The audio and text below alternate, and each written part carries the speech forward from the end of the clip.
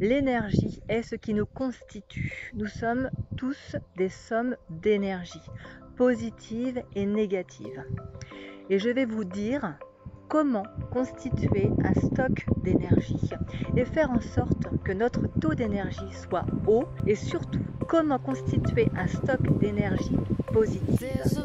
Nous aspirons tous à avoir des pensées positives, à être optimistes et avoir une énergie qui puisse nous permettre de faire toutes les tâches du quotidien, d'accomplir notre travail sans avoir de baisse d'énergie. Il est important pour ce faire de faire appel à notre mémoire, à notre conscience, à notre façon de nous nourrir et à notre façon de bouger. Il est donc primordial d'avoir une alimentation adaptée, d'avoir une activité physique qui nous permette de nous régénérer, d'avoir un sommeil réparateur et d'avoir des pensées positives qui vont dans la même direction que nos buts et que nos objectifs, qu'ils soient professionnels ou privés. Le niveau d'énergie se situe d'abord dans le sommeil. Il est important d'avoir des nuits complètes. On n'est pas obligé de dormir 8 à 10 heures par nuit, mais de se coucher de bonne heure. Il faut se coucher entre 22 heures et 23 heures. C'est vraiment l'heure idéale pour pouvoir récupérer, avoir un sommeil réparateur. Ensuite, nous faisons appel à la nutrition. Dès le matin, il faut savoir le rythme qui vous convient au niveau nutritionnel. On dit que le petit déjeuner est important et le repas le plus important de la journée. Moi, je vous dis que c'est faux.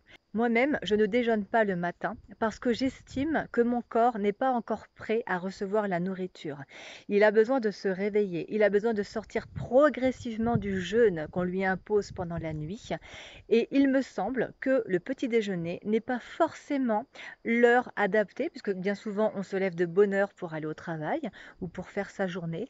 Et pour moi, le corps, s'il n'est pas prêt à recevoir la nourriture, c'est une erreur de l'alimenter contre son gré en quelque sorte.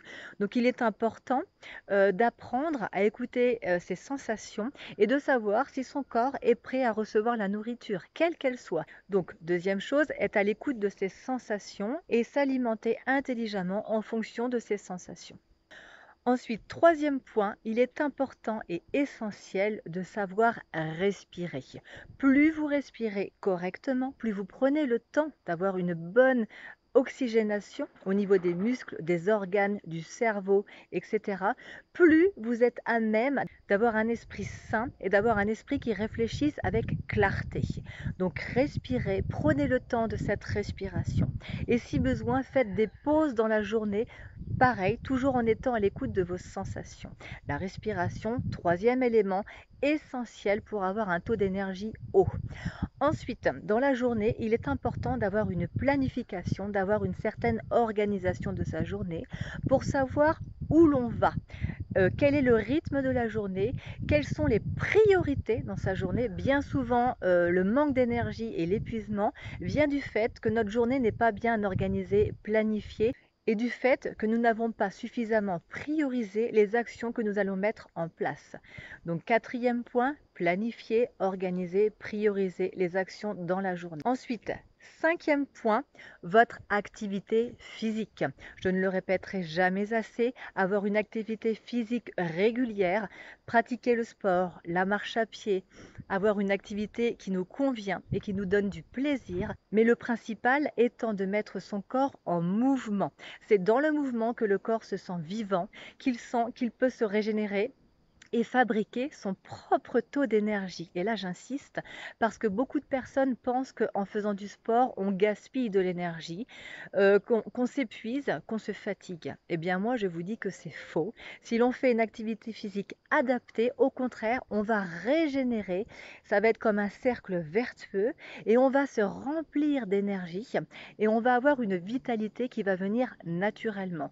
Donc, bougez, mettez votre corps en mouvement et indiquez à votre cerveau que vous êtes vivant, que votre corps peut se mettre en mouvement et qu'il le fait de façon à régénérer de façon à remettre de l'activité dans votre corps et à le faire bouger. Étirez-vous également, très important. Vous allez pouvoir faire circuler votre énergie des doigts de pied à la tête et de la tête aux doigts de pied. L'énergie doit circuler. Si vous avez un taux d'énergie haut mais qu'il ne circule pas dans l'intégralité de votre corps, cela ne sert à rien puisque votre énergie va stagner. Et ce sera la 5e clé pour avoir un taux d'énergie haut et pouvoir produire de l'énergie au lieu d'en gaspiller. Savoir se régénérer, savoir se mettre en action de la bonne façon et intelligemment. Si vous avez aimé cette vidéo, je vous invite à vous abonner à ma chaîne Nature Zen Altitude. Laissez-moi un pouce, un like et laissez-moi un commentaire. Si vous avez des questions, des suggestions, n'hésitez pas et surtout n'oubliez pas de vous abonner. Je vous dis à très bientôt dans une nouvelle vidéo Nature Zen Altitude.